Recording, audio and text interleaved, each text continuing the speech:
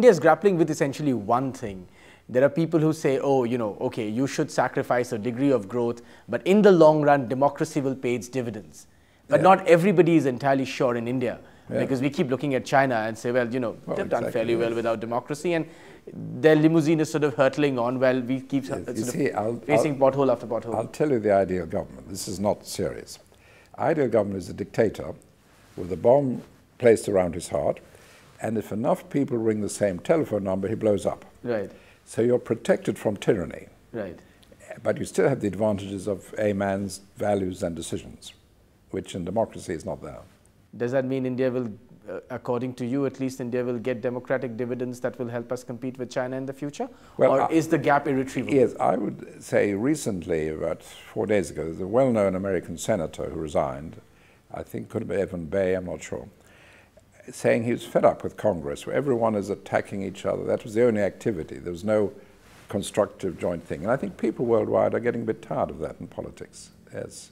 Does that mean in your world, democracy is, how should I put it, not as effective a tool as it was once thought to be? Well, there were two advantages of democracy. First of all, it replaced tyranny in some ways, where it was clearly an advantage. Then, in a sense, people could be seen to be responsible for their choices. And those are powerful things. But as Winston Churchill said, he said, democracy is a pretty poor system except for the others. Now, all that means is we need to design better ones. It doesn't mean we have to stay with it. We can design better systems, yes. In your world, in the next decade, we're beginning a new decade. Yes.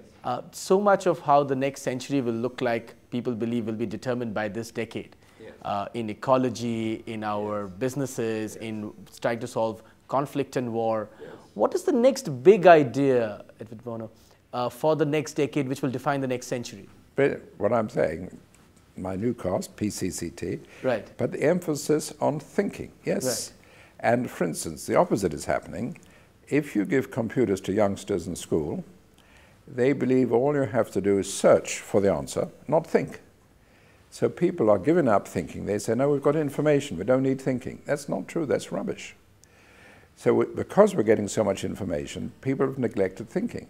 Thinking should be a definite subject on school curriculum, every school, universities, everywhere. People should be encouraged to think, develop confidence in their thinking, develop the tools of thinking. For example, in South Africa, one of my trainers working with a steel company one afternoon set up a workshop using just one of my tools of lateral thinking. That one afternoon they generate 21,000 new ideas. That's strong stuff. So we need a minister for thinking in governments, and we need a thinker in all organizations, people who will encourage thinking, lubricate it, get it going, and so on. We have abandoned thinking in terms of information is enough. Not true. So therefore you're saying the biggest critique of the information age is that it has, in some senses, killed thinking? Yes. Yes. I mean, to be fair, it's complacency with our thinking which has allowed that. We believe we can get people to the moon, therefore we have wonderful thinking. Not true. But the information has been a big problem, yes. So you're essentially saying that we should not believe that we can basically Google everything. That we what? We can't basically Google everything. No, exactly. Now, I'm looking for a nice wife, so maybe I should use the internet or something, but other ways too. What would be the lateral way of thinking to get a new wife?